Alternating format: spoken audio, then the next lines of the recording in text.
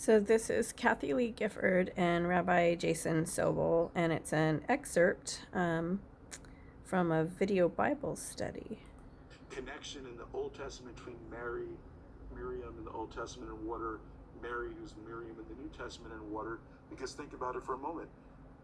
Mary comes to Yeshua at a wedding and asks him to do something about the wine that had run out, right? Mm-hmm. And so what does Yeshua do? He says, fill the pots to the brim with water, and he transforms the water into wine.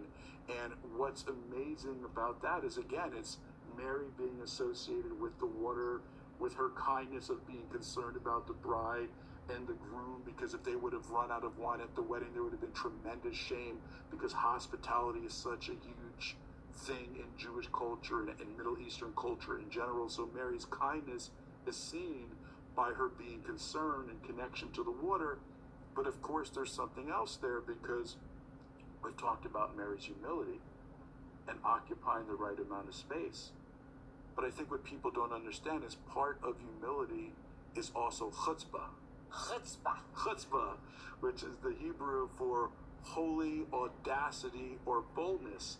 And we think about humility and chutzpah being totally opposite, but they're actually two sides of the same coin. Chutzpah's gotten a bad name now. It's gotten a bad name. Like, who do you think you are? You're annoying.